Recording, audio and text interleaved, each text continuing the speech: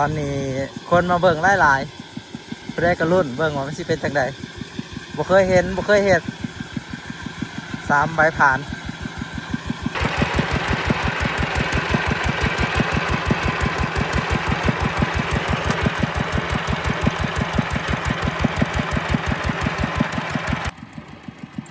เลี้ยวบ่ได้ซ้ำกูมาเสียกับหัวควันแล้วบัดนี้มันเลี้ยวบ่ได้สบายดียามเช้าพี่น้องทักทายสบายดี FC ที่ติดตามเพิ่นทุกคนเมื่อนี้อยู่ให้นาใหญ่พี่น้องให้นาใหญ่สุดแถวนาแถวนี้เลยก็แม่นคือให้นาตัวอีพ่อกับอีแม่แล้วซื้อใหม่มื้อนี้มาไทยหดพี่น้องตัวนี้นะสิดำเอาให้ตัวนี้ก็ให้ตัวเทิงเพราะว่ามันเป็นดินอ่อนพี่น้องดำบ่ยากส่วนหน้าแข็งน่ะสิว่านมาแล้วสบายแล้วให้เมียไทยหน้าก็ได้มาแล้วไปนิ่มๆบ่ต้องครึ่งแห้งเด้อจะบ่เมื่อยบางตีนมันแล้วเสือเบิ่งมือใหม่ไทยแล้วคือเห็นเจ้าของอะไรอย่างเงี้ยวะมันสุดละโง่เหรอเด้ออย่ามันเป็นกันแท้โง่เลย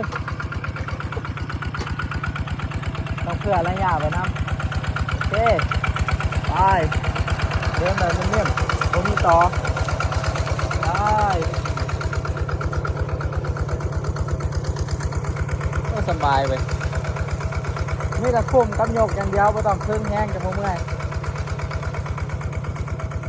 เดี๋ยวสิปั๊บต้องให้พี่น้องเพราะว่าเราไทยนี่เราคันให้เราคุมนี่มันน่ะนะมันเปลืองแห้งนะเดี๋ยวเราสิปั๊บให้มันเขาโอ้สบายบัดเมียไทยหน้าก็เป็นแหละเบิ่งคือสิเมื่อยกว่าผู้ชายอยู่เบิ่ง ยังครึ่งยังอยู่ตอนเท้าไทยใหม่ก็ประมาณนี่แหละพี่น้องเพื่อสิเป็นโมมันง่ายๆบางคนก็เป็นง่ายเลยแต่นานยกขึ้นสูงยกขึ้นการเวลาเลี้ยวจังสิแหละบ่ยกหางมันขึ้นนะองศาในการเลี้ยวนะมันสิได้แคบมันสิได้องศาแคบเลยเฮ็ดให้นะมันนานแล้วเวลาไทยแต่ว่ามือใหม่ก็ประมาณนี้แหละพี่น้องบ่จักการยกสังเกตเบิ่งมือใหม่นี่ทางนี้สิเลี้ยวน้ำหลังแต่ว่าทางกลางสิเลี้ยวก่อนเพราะว่าเวลาโง่นี่มันเหลือพื้นที่ไปสลายผู้ใดอยาก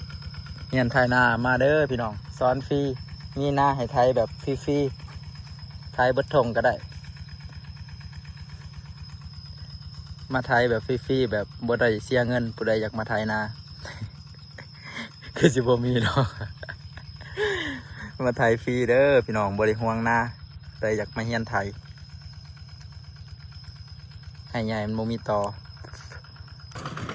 ผ่านแค่ไทยนาแล้วอันหนึ่งเลยอุทัยนายังบ่แล้วอุทัยนายังบ่แล้วตอนหนึ่งอยู่หน้าดำกำเกียดวัด มือใหม่พี่น้องเอ้ยมือใหม่ใบไทยนี่มี2 ใบแต่ใส่ใบเดียวใบหนึ่งนะบ่ได้กินซ้ำก็เลยสาแต่ก็เป็นบางช่วงก็กินเริ่มพัฒนาที่มือนะพี่น้องเบิ่งมีแววสิเป็นไวของเฮาอีกตอนเราเรียนไทยใหม่เนี่ยแห้งกระเต็กกันนานเป็นก็แม่นางกิ่งไทยไวไทยเป็นไวกว่าเฮาแต่ว่าตอนเราเรียนน่ะไฮนามันบริใหญ่แล้วนี่ไม่มีแต่ตอมีแต่ยังแต่ว่าไฮนามันค่อนข้างโล่งแล้วก็ขี้ดินนี่ไทยง่ายเลยขี้ดินแบบนี้นะไทยง่ายที่สุดเลยถ้าถามมันมีหนำนะไทยยากหน้าไฮนี่นะแต่ถามว่าเฮาไทยตอนพงคือแบบนี้นะไทยง่ายแบบสุดๆเลยผ่านมาเฮากับบ่ฮู้บ่เคยไทยพงจักเทื่อมีแต่ไทยแต่ตอนมีหนำตอนมันพงแบบนี้นี่ไทยง่ายกว่าตอนมีหนำหลายเท่าคือสิเฮิงเติบอยู่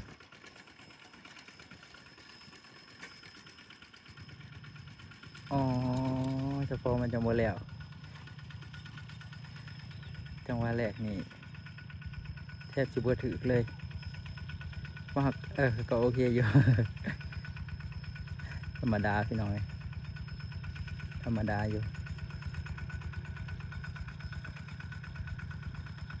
เป็นสำนีได้สำนีก็ถือว่าโอเคแล้วสำหรับมือใหม่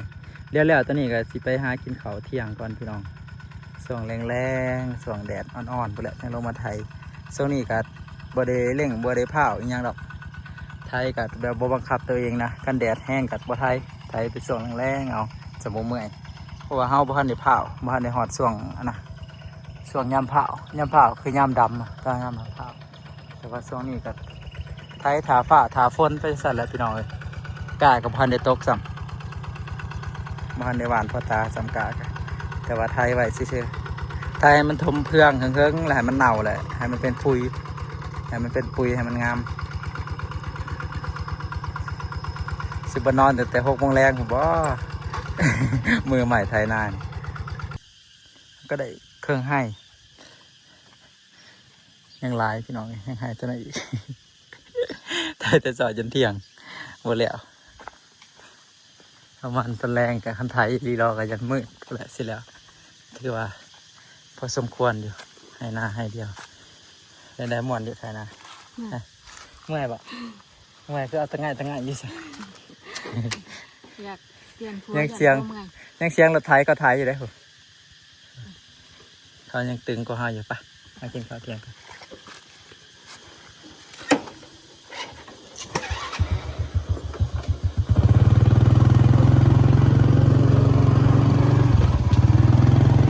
หลังจากกินข้าวแล้วพี่น้องรอบแรง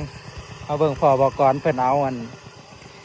หมักไทยใส่อีกใบหนึ่งปกติแล้วหมักไทยมันจะมีอยู่2 ใบนะหมักไทยนานแต่พอบอกก่อนเพิ่นแต่งอีกใบหนึ่งเป็น3แล้วมาเบิ่งพี่น้องว่าสิโอเคบ่เดี๋ยวมาเบิ่งน้ำกันตอนนี้คนมาเบิ่งหลายๆเพื่อได้กระรุ่นเบิ่งว่ามันสิเป็นจังใดบ่เคยเห็น3 ใบผ่านครั้งแรกของหมู่บ้านที่สิมีคน DIY แบบนี้เสียงเยอะมันเสียงเยอะโอ้ท้ายข่าวเซยท้ายแบบนิ่มๆเลย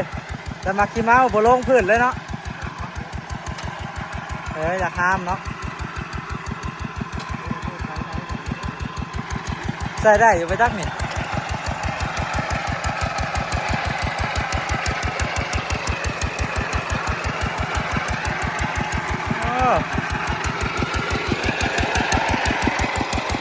มันก็โอเคอยู่เนาะแต่ว่ามันสุดท้ายยากฮะเรื่องไฮเทิงเรื่องดินอ่อนอ่อนอะไรไฮเทิงมาขี้เมามันบดเที่ยงเลยข้างนั้นปั๊บมาขี้เมาไปนั่นนี่แต่ว่าอันนั้นเนาะเด่นอ่ะเอาตู้นอดมันขึ้นเด่นอ่ะมันมีหูมันอยู่มาขี้เมามันบิดพดข้างนั้นตู้มาจำนี่เนาะตู้จำตัวนี้คือสิโอเคอยู่มาขี้เมามันตีถ่ายอยู่มันบสมบูรณ์กับแม่นอยู่พี่น้องแต่ว่ากันบ่เทิงขันว่าสินาเกียรติ มันยังพอใส่ได้อยู่ที่ว่าโอเคอยู่ในระดับหนึ่งเพราะว่าเป็นครั้งแรกถ้าว่าเราเห็ดหลายๆเทื่อแบบปรับปรุงไปเรื่อยๆกันเฮาก็สิได้มาให้เราแต่งให้กับไปจักเพราะว่ามันท้ายแล้วไว้3 ใบผ่านคัน4 ใบแห้งแล้วไว้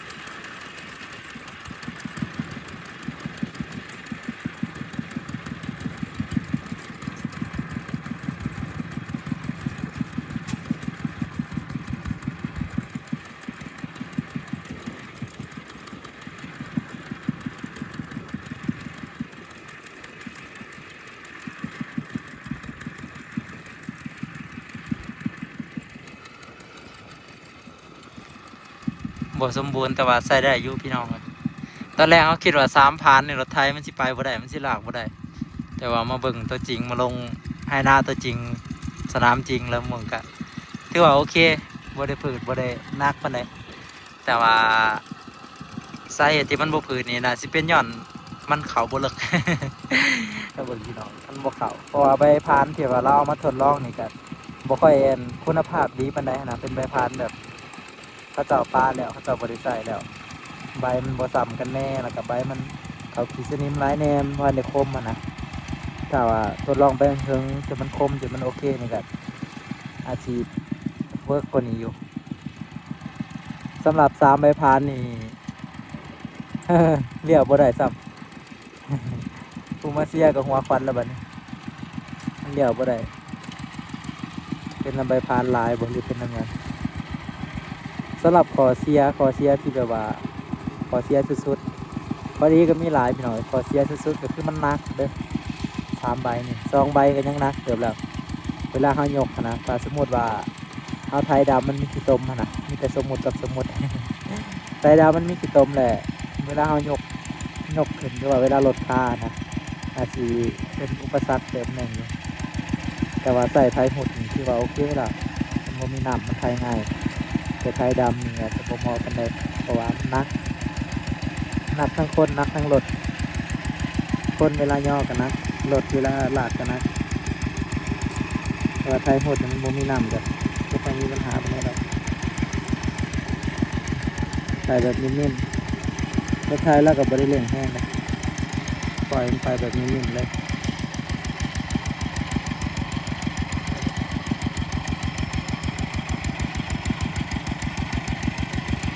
ขั้นแรกของหมู่บ้านเลยพี่น้อง3ใบพาน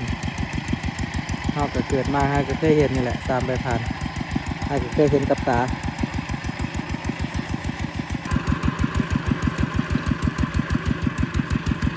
การแต่งรถมันมีหลายแบบพี่น้อยบางคนก็แต่งเพื่อสวยงามบางคนก็แต่งเพื่อสะดวกสบายแต่ว่าบางคนก็แต่งเพื่อเป็นภาระของชาวบ้านก็มีเลยพี่น้องคือพวกรถจักรแต่งรถท่อแต่งอย่างต่างๆนะเพราะว่าเวลาเสียงท่อมันดังนะม่วนแต่เฮาผู้ฟังม่วนแต่ผู้เจ้าของรถนะแต่ว่าผู้อื่นเขาบ่ได้มักนั่นหรอกนั่นคือการแต่งที่แบบว่าบ่ดีว่าซั่นซะ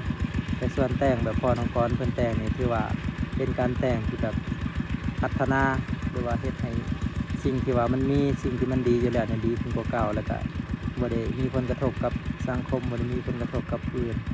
คือว่าอันนี้ก็จะเอิ้นว่าสร้างอีหลีถ้าเฮาแต่งแล้วมีผลกระทบกับคนอื่นหรือว่าผลกระทบกับสังคมคือแบบนั้นน่ะบ่ควรแต่งพี่น้องเปรียบเทียบกันเบิ่ง2,000กับ3,000ตัว2,000นี่เขาจะออกแบบมาแบบมันเสถียรแล้วไปเป็นนิ่มๆเลยแต่ถ้าว่า3,000ถ้าเขาปรับปรุงแบบปรับมุมเสียงกับเพียรอะไรนี่ปรับมุมปรับองศาของไทยของหมักขี้เมามันดีๆกันน่าจะเวิร์กอยู่น่าจะโอเคอยู่ใส่ได้เป็นปกติอยู่แต่บ้านเฮาก็ยังบ่ทันได้เห็นผู้ใดเอามาใส่แต่ถ้ามีผู้หนึงก็ต้องมีผู้2ผู้3ตามมาน่ะพี่น้อยเพราะว่ามันสะดวกประหยัดเวลาแล้วก็ไวพร้อมมันไวผู้ใดก็มักอันแนวไวๆ แนวสาผู้ใดก็บ่มักรอบแรกแคนดี้ไทยซอยพี่น้องเปลี่ยนกันไทยคือว่ายังบ่หลายสำหรับน้องใหญ่ยังเหลือประมาณ 40% เห็นแนวแปลกๆนะพี่น้องแนวแปลกใหม่มานั่งรุดมานั่งเสียอยู่ข้างๆกันเทนาปีนี้แหล่งแห้งมุ้ยหันน้ำนะไหนาขนาดหน้าลมแล้วนี่พี่น้องยังมุ้มีน้ำขนาดโน่นนี่บ่ต้องว่าถึงดอกมุ้มีน้ำแน่นอนตัว2,000แล้วก่อนตัว3,000 เบิ่งตัว3,000ตัว3,000ใส่เกียร์เต่ามาเบิ่งตัว2,000ใส่เกียร์หมาเกียร์กระต่าย